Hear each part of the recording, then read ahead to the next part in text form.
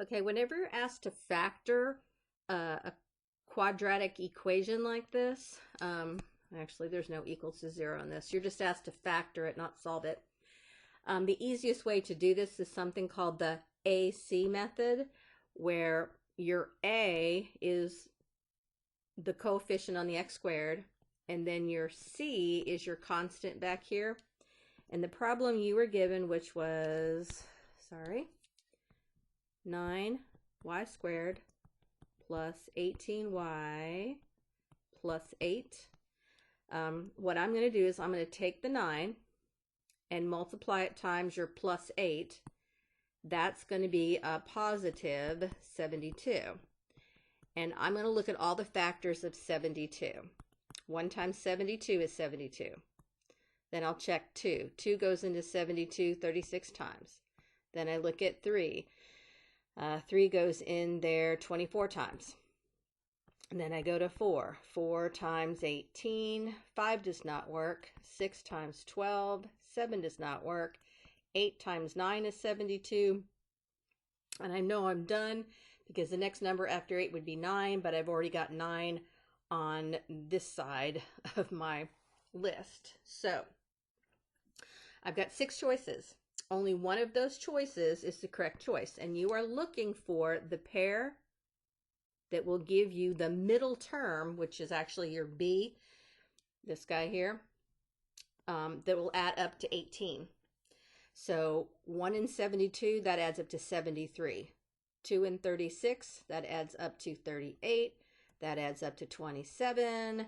That adds up to 22. Those add up to 17. This is the pair right there. 6 and 12 adds up to 18.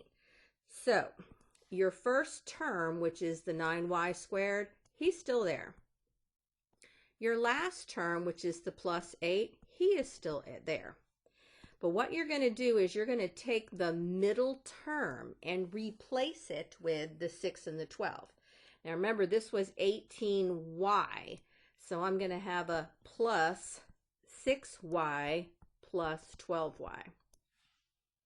This trick, what it's doing is it's actually finding what your outsides and insides were before you combine them to get 18y.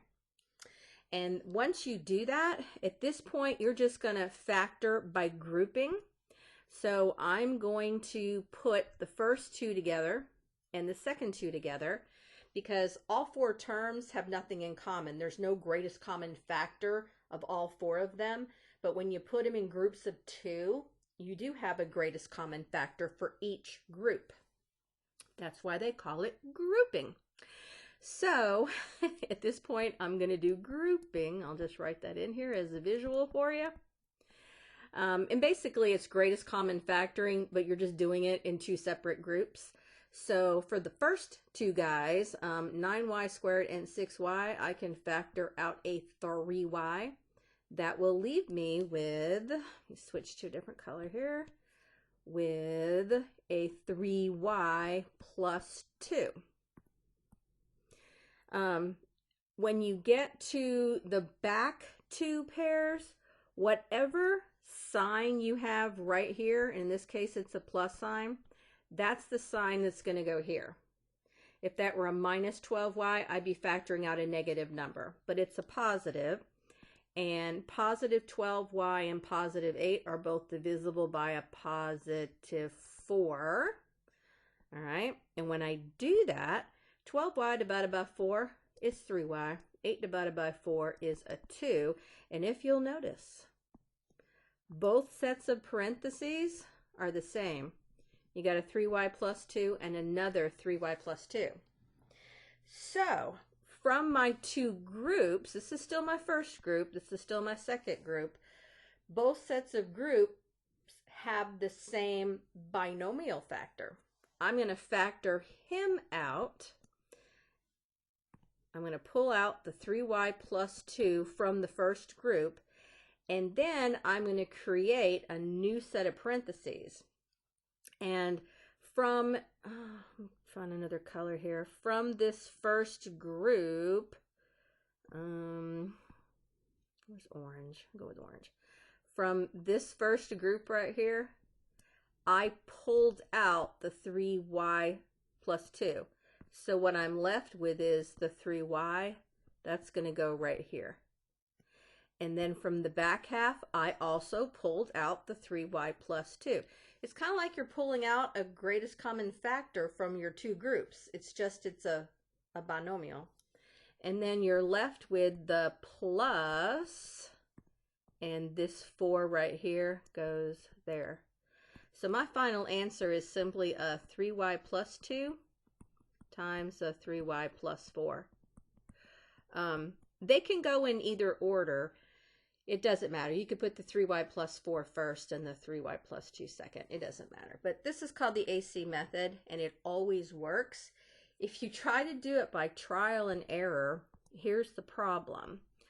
If you're just trying to unfoil your first term, which is a 9, that could be y times 9y, or it could be 3y times 3y for your first times first. And then back here on this 8, it could be 1 times 8 or 8 times 1, 2 times 4 or 4 times 2 paired up with these. So you're looking at 2 times 4, 8 different combinations that you'd have to try and foil back and figure out which one works. And you know, that's fine, that'll work, but the bigger these numbers are, or the more factors they have, like if this 8 had been a 12, now I'm looking at 1 times 12 or 12 times 1, 2 times 6 or 6 times 2, 3 times 4 or 4 times 3. Oh my gosh. So it's not fun trying to do it, you know, by trial and error.